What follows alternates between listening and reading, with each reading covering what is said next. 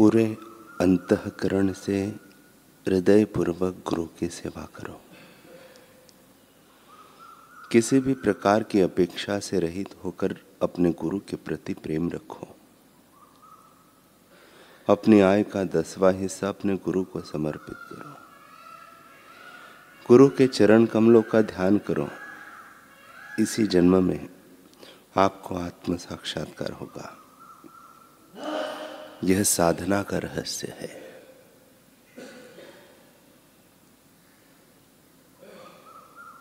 जिनको आत्म विषय ज्ञान है, शास्त्रों में जो पारंगत है, जो तमाम उत्कृष्ट गुणों से युक्त है, वे सद्गुरु है।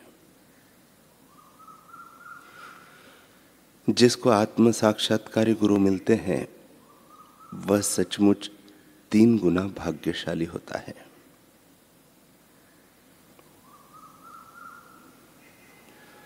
जिनके सानिध्य में आपको आध्यात्मिक उन्नति महसूस हो, जिनके वाक्यों से आपको प्रेरणा मिले, जो आपके संशयों को दूर कर सके,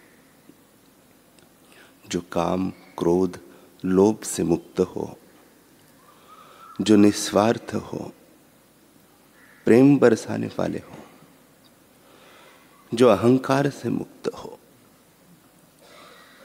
जिनके व्यवहार में गीता, भागवत, उपनिषदों का ज्ञान छलकता हो, जिन्होंने प्रभु नाम की प्याऊ लगाई हो, उन्हें आप गुरु करना। ऐसे जागृत महापुरुष के शरण की खोज करना। गुरु के पास जाने के लिए आप योग्य अधिकारी होने चाहिए। आप में वैराग्य की भावना, विवेक, गांभीर्य, आत्म संयम एवं सदाचार जैसे गुण होने चाहिए।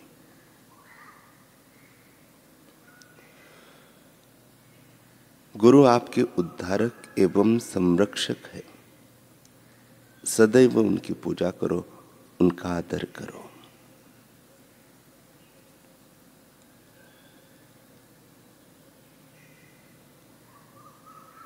गुरु का वचनामृत शिष्य की तृषा शांत करता है। शास्त्र एवं गुरु के द्वारा निर्दिष्ट शुभ कर्म करें। किसी भी प्रकार के फल की अपेक्षा से रहित होकर गुरु की सेवा करना, यह सर्वोच्च साधना है। गुरु की सेवा के दौरान कैसे भी परिस्थितियों में साधक को मिलने वाला संतोष सदा आनंद और शांति देता है।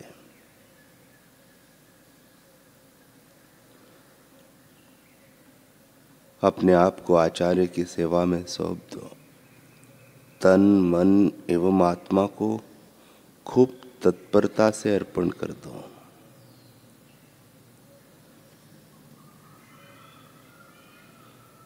गुरु की कृपा प्राप्त करने के लिए गुरु की निजी सेवा और उनकी आज्ञा का पालन जितना सहाय रूप है, उतना सहाय रूप तप, यात्रा, भेंट, दान आदि भी नहीं है। साक्षात ईश्वर जैसे सर्वोच्च पद प्राप्त किए हुए गुरु की जय हो। गुरु का यश गाने वाले धर्म ग्रंथों की जय हो। जिसने केवल ऐसे गुरु का ही आश्रय लिया है, ऐसे सच्चे शिष्य की भी जय हो।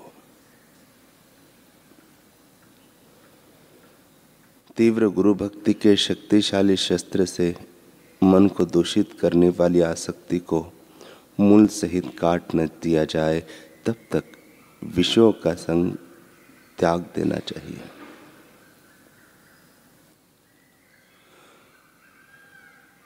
सद्गुरु द्वारा उपदिष्ट मार्ग से ईश्वर साक्षात्कार होता है। अपनी साधना बढ़ाए, तत्परता लाए, ईश्वर से प्रार्थना करें। रामकृष्ण परमहंस जी कहते थे,